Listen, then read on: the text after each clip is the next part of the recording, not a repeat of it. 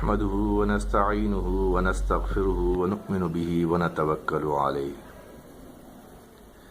اما بعد بسم اللہ الرحمن الرحیم۔ میرے معزز دوستو اور دین اسلام کی نسبت سے میری بہنوں اور انسانیت کے لیے رشتے سے جتنے بھی انسان ہیں، چاہے وہ مرد ہیں چاہے وہ خواتین ہیں، ان تمام کے لیے میرا ایک اہم میسج ہے۔ موٹر سائیکل یہ ایک غیر فطرتی سواری ہے۔ غیر فطرتی اس اعتبار سے کہ اگر اس کو ہم اسٹینڈ لگائے بغیر کھڑا کرنے کی کوشش کریں تو یہ کھڑی نہیں ہو سکتی، یعنی جیسے چوپائے اپنے چار پاؤں پہ کھڑے ہوئے ہیں کسی سہارے کے بغیر۔ اور اگر موٹر کاروں میں ہم دیکھیں، سواریوں میں دیکھیں تو رکشے وہ تین پایوں پہ کھڑے ہوئے ہیں بغیر کسی سہارے کے، فور ویل ہیں تو وہ بھی بغیر کسی سہارے کے کھڑی ہوئی ہیں۔ تو یہ سہارا مانگتی ہے، اور اس کے ایکسیڈنٹ اور نقصانات کو دیکھتے ہوئے بعض علماء کرام نے تو اس کی سواری کی حرمت کا بھی کہہ دیا۔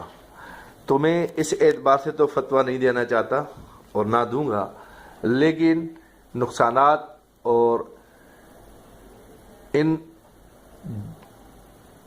کے جو بہت زیادہ برے اثرات پڑتے ہیں معاشرے پر، تو اس پر چند گزارشات عرض کروں گا۔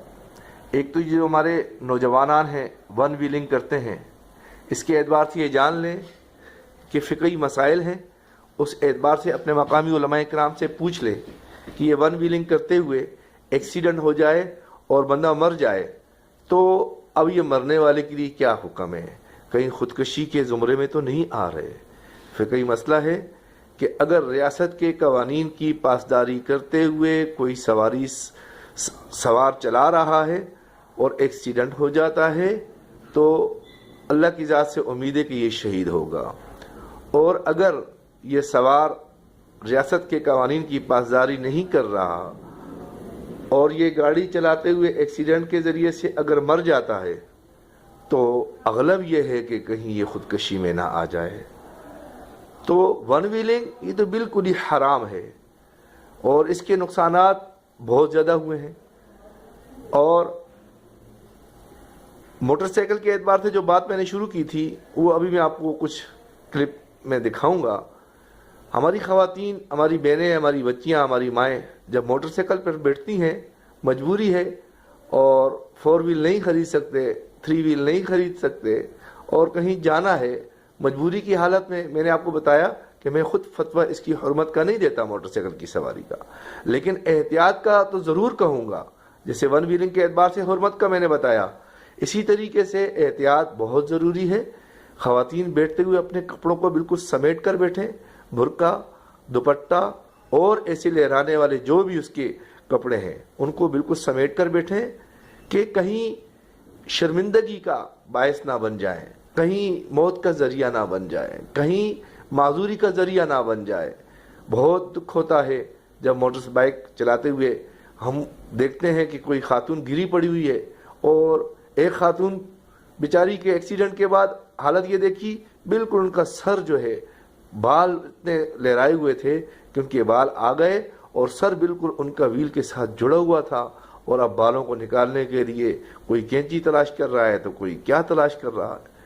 بعض خواتین کی حالت یہ دیکھی بیچاریوں کی، بالکل بے پردہ ہو گئیں۔ تو اس کا بہت خیال کریں، احتیاط کریں۔ احتیاط کی زندگی بہت سارے نقصانات سے بندے کو بچا دیتی ہے۔ موت تو آنی ہے، مرنے والے کا کچھ نہیں ہوتا، مرنے کے بعد جو اس کے اعمال ہوتے ہیں وہی اس کو کام آتے ہیں، لیکن پیچھے والوں کے لیے بہت درد چھوڑ جاتے ہیں۔